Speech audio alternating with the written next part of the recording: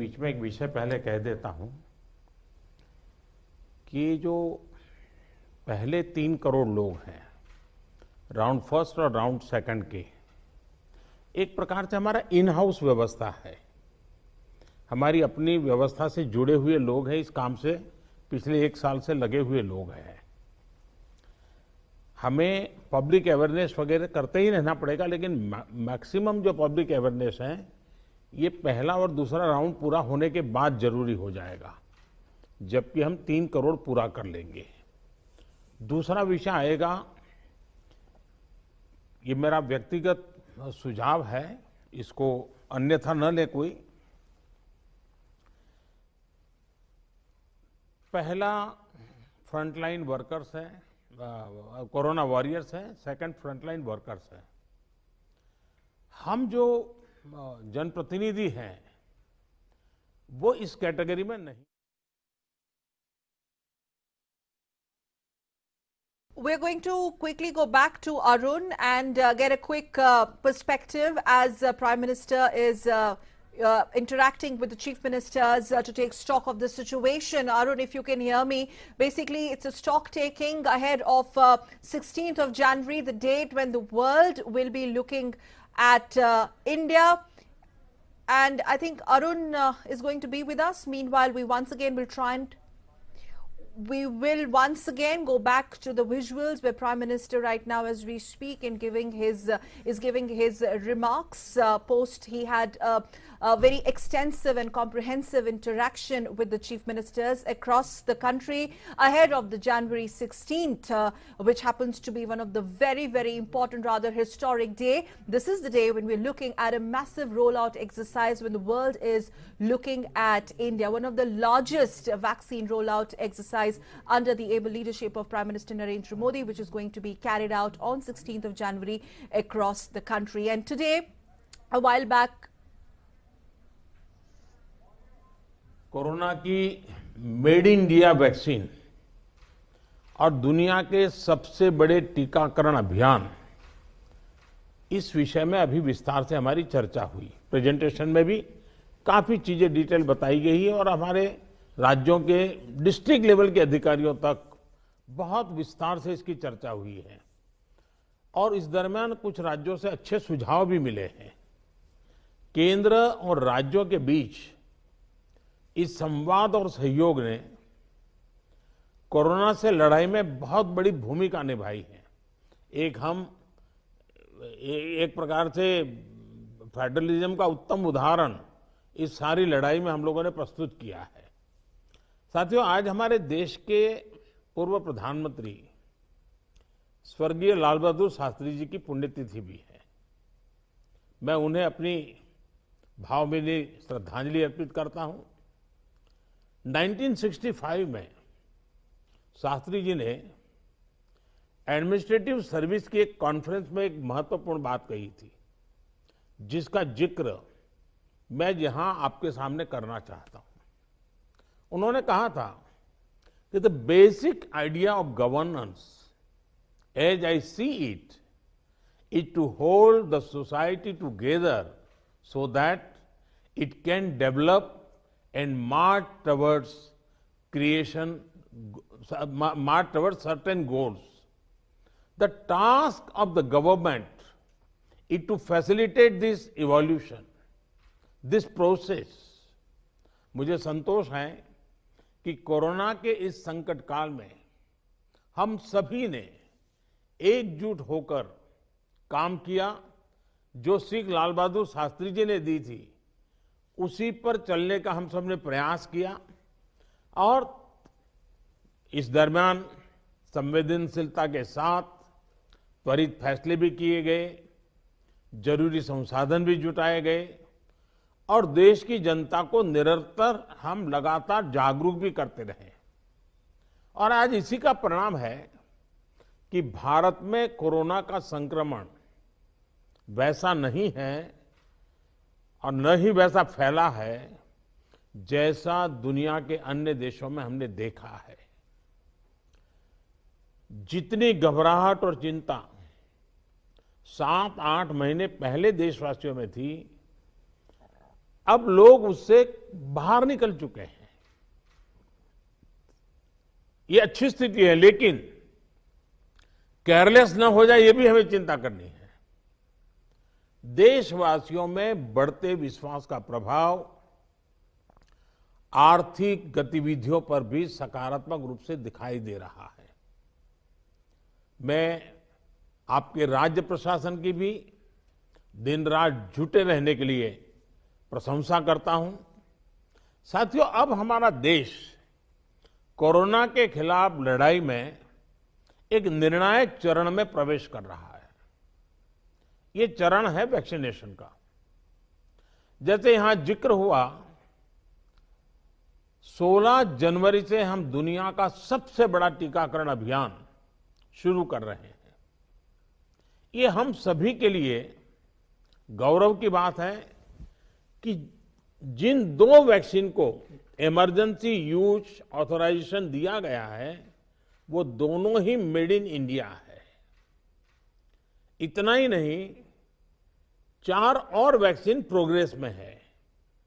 और ये जो मैं करीब 60-70% काम पहले राउंड का होने के बाद बैठने की चर्चा इसलिए करता हूं कि उसके बाद और वैक्सीन भी आ जाएगी, और जब और वैक्सीन आ जाएगी तो हमें फ्यूचर का प्लान करने में वो भी एक बहुत बड़ी सुविधा रहेगी। और इसलिए सेकंड पार्ट इसका जो है, जो हम 50 से ऊपर वालों के लिए जाने वाले हैं, तब तक शायद हमारे पास और भी कुछ वैक्सीन आने की संभावनाएं हैं। साथियों, देशवासियों को एक प्रभावी वैक्सीन देने के लिए हमारे एक्सपर्ट्स ने हर प्रकार की सावधानियां बरती हैं, और अभी साइंटिफिक कम्युनिटी की तरफ से विस्तार से हमें बताया भी गया है। और आपको मालूम होगा, मैं इस विषय में जब भी मुख्यमंत्रियों के साथ बात हुई, मैंने हमेशा एक ही जवाब दिया था कि इस विषय में हम जो भी निर्णय करना होगा, वो साइंटिफिक कम्युनिटी जो कहेगी वो ही हम करेंगे। साइंटिफिक कम्युनिटी को ही हम फाइनल वर्ड मानेंगे, और हम उसी प्रकार चलते रहे हैं। कई लोग कहते थे, देखिए दुनिया में वैक्सीन आ गई, भारत क्या कर रहा है, भारत सो रहा है, इतने लाख हो गया, इतना हो गया, भारत कुछ, ऐसी भी चिल्लाहट हुई।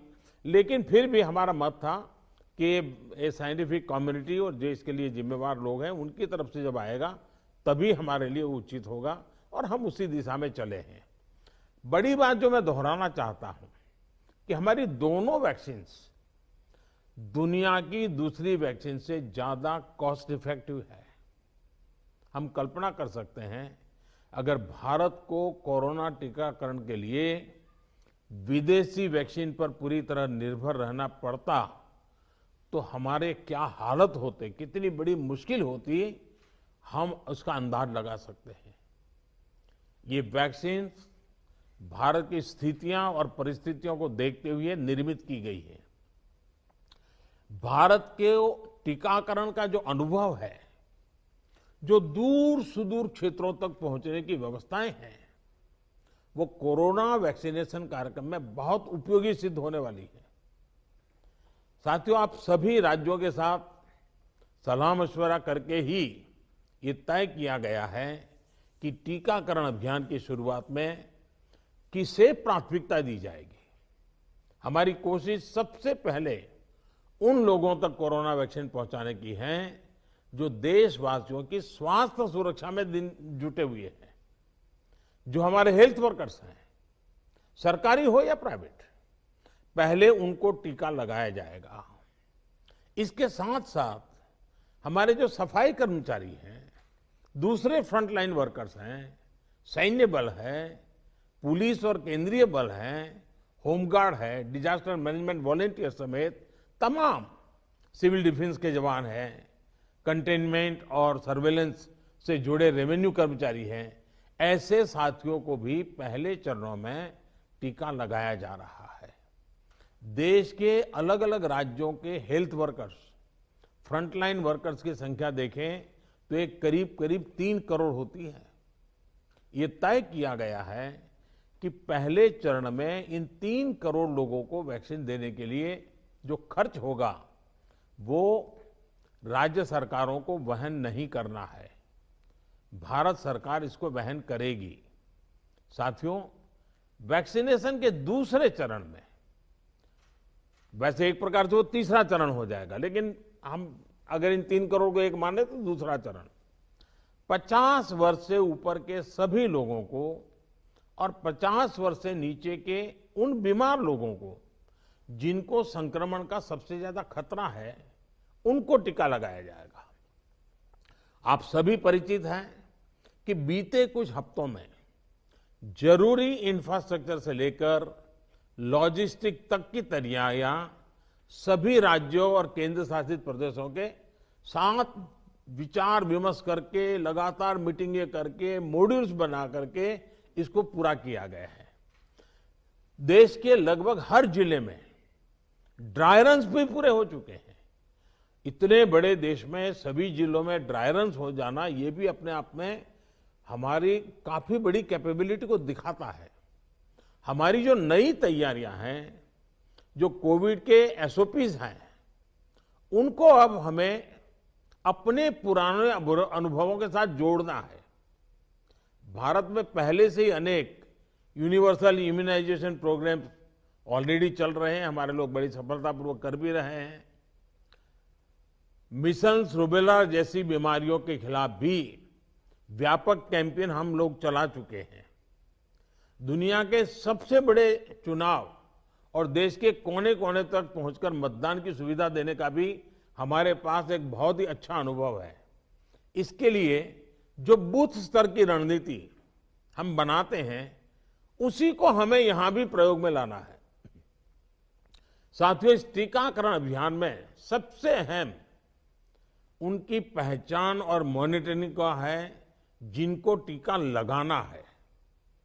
इसके लिए आधुनिक टेक्नोलॉजी का उपयोग करते हुए कोविन नाम का एक डिजिटल प्लेटफॉर्म भी बनाया गया है। आधार की मदद से लाभार्थियों की पहचान भी की जाएगी और उनको दूसरी डोज समय पर मिले, ये भी सुनिश्चित किया जाएगा।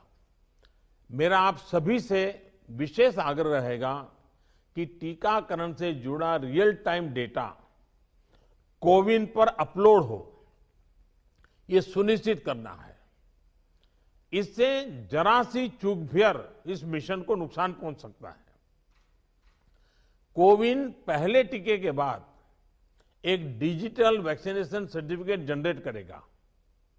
लाभार्थी को यह सर्टिफिकेट टीका लगाने के बाद डिजिटली तुरंत देना जरूरी है, ताकि उसे सर्टिफिकेट लेने के लिए फिर ना आना पड़े। किसको टीका लग चुका है, ये तो इस सर्टिफिकेट से पता चलेगा ही, साथ ही दूसरी डोज उसको कब लगेगी, इसके रिमाइंडर के रूप में भी ये काम करेगा। दूसरी डोज के बाद फाइनल सर्टिफिकेट दिया जाएगा। साथियों, भारत जो करने वाला है, उसे दुनिया के अनेक देश फिर फॉलो करेंगे। इसलिए हमारी जिम्मेदारी बहुत ज्यादा है। एक और अहम तथ्य है जिसका हमें ध्यान रखना है। दुनिया के 50 देशों में 3-4 सप्ताह से वैक्सीनेशन का काम चल रहा है। करीब करीब 1 महीना हुआ, लेकिन अब भी करीब करीब 2.5 करोड़ लोग ही वैक्सीन हो पाई है पूरी दुनिया में। उनकी अपनी तैयारियां हैं, उनका अपना अनुभव है, उनका सामर्थ्य है, वो अपने तरीके से कर रहे हैं। लेकिन अब भारत में हमें अगले कुछ महीनों में ही लगभग 30 करोड़ आबादी के टीकाकरण का लक्ष्य हासिल करना है। इस चुनौती का पूर्वानुमान लगाते हुए ही बीते महीनों में भारत ने बहुत व्यापक तैयारियां की हैं। कोरोना की वैक्सीन से अगर किसी को कुछ असहजता होती है, तो उसके लिए भी जरूरी प्रबंध किए गए हैं। यूनिवर्सल इम्यूनाइजेशन प्रोग्राम में पहले से ही इसके लिए एक मैकेनिज्म हमारे पास रहता है। कोरोना टीकाकरण के लिए इसको और मजबूत किया गया है। साथियों, वैक्सीन और टीकाकरण की इन बातों के बीच हमें ये भी याद रखना है कि कोविड से जुड़े जो प्रोटोकॉल हम फॉलो करते आ रहे हैं, उनको इस पूरी प्रक्रिया के दरमियान भी बनाए रखना है। थोड़ा सा भी लूजनेस नुकसान कर सकता है। और यही नहीं, जिनको टीका लगाया जा रहा है वो भी संक्रमण को रोकने के लिए जो सावधानियां हम लेते रहे हैं उनको फॉलो करते रहे। ये सुनिश्चित करना ही होगा। एक और बात जिस पर हमें बहुत गंभीरता से काम करना है, हर राज्य, हर केंद्र शासित प्रदेश को ये सुनिश्चित करना होगा कि अफवाहों पर, वैक्सीन से जुड़े अपप्रचार को कोई हवा न मिले। इफ्स और बट्स से बात नहीं होनी चाहिए। देश और दुनिया के अनेक स्वार्थी तत्व हमारे इस अभियान में रुकावट डालने की कोशिश कर सकते हैं। कॉरपोरेट कंपटीशन भी इसमें आ सकती है, कंट्री का प्राइड के नाम से भी आ सकता है, बहुत सी चीजें हो सकती हैं। ऐसी हर कोशिश को देश के हर नागरिक तक सही जानकारी पहुंचाकर हमें नाकाम करना है। इसके लिए हमें धार्मिक और सामाजिक संस्थाओं, एनवाईके हो, एनएसएस हो, सेल्फ हेल्प ग्रुप्स हो, प्रोफेशनल बॉडीज हो, रोटरी, लायंस क्लब जैसे संस्थाएं हो, रेड क्रॉस जैसी संस्थाएं हो, इन सबको हमने साथ जोड़ना है। जो हमारी रूटीन स्वास्थ्य सेवा है, जो दूसरे टीकाकरण अभियान, वो भी ठीक से चलते रहें, इसका भी हमने ध्यान रखना है। क्योंकि हमें मालूम है कि हम 16 को शुरू कर रहे हैं, लेकिन हमारी 17 को एक रूटीन वैक्सीन का भी डेट है। तो इसलिए हमारा जो रूटीन वैक्सीन का काम चलता है वो भी कहीं डैमेज नहीं होना चाहिए। आखिरी में एक और गंभीर विषय के बारे में आपसे जरूर बात करना चाहता हूं। देश के 9 राज्यों में बर्ड फ्लू की पुष्टि हुई है। ये राज्य हैं केरला, राजस्थान, हिमाचल प्रदेश, गुजरात, हरियाणा, उत्तर प्रदेश, मध्य प्रदेश, दिल्ली और महाराष्ट्र। बर्ड फ्लू से निपटने के लिए पशुपालन मंत्रालय द्वारा कार्य योजना बनाई गई है, जिसका तत्परता से पालन आवश्यक है। इसमें डिस्ट्रिक्ट मजिस्ट्रेट की भी बड़ी भूमिका है। मेरा आग्रह है कि प्रभावित राज्यों के मुख्यमंत्री साथी भी मुख्य सचिवों के माध्यम से सभी डिस्ट्रिक्ट मजिस्ट्रेट का मार्गदर्शन करें। जिन राज्यों में अभी बर्ड फ्लू नहीं पहुंचा है, वहां की राज्य सरकारों को भी पूरी तरह सतर्क रहना होगा। हमें सभी राज्यों, स्थानीय प्रशासन को वाटर बॉडीज के आसपास, पक्षी बाजारों में, जू में, पोल्ट्री फार्म इत्यादि पर निरंतर निगरानी रखनी है, ताकि पक्षियों के बीमार होने की जानकारी प्राथमिकता पर मिले। बर्ड फ्लू की जांच के लिए जो लेबोरेटरीज हैं, वहां समय पर सैंपल भेजने सही स्थिति का जल्दी पता लगेगा और स्थानीय प्रशासन भी उतनी ही तेजी से कार्रवाई कर पाएगा। वन विभाग हो, स्वास्थ्य विभाग, पशुपालन विभाग के बीच जितना अधिक कोऑर्डिनेशन होगा, उतनी ही तेजी से हम बर्ड फ्लू के नियंत्रण में सफल होंगे। बर्ड फ्लू को लेकर लोगों में अफवाहें न फैलें, इसे भी हमें देखना होगा। मुझे पूरा विश्वास है कि हमारे एकजुट प्रयास हर चुनौती से देश को बाहर निकालेगा। मैं फिर एक बार आप सबका बहुत आभारी हूं और 60% काम होने के बाद हम दोबारा एक बार बैठ करके रिव्यू करेंगे। उस समय जरा विस्तार से भी बात करेंगे और तब तक कुछ नई वैक्सीन आ जाए तो उसको भी हम संज्ञान में लेकर के आगे की अपनी रणनीति बनाएंगे। बहुत बहुत धन्यवाद आप सबका।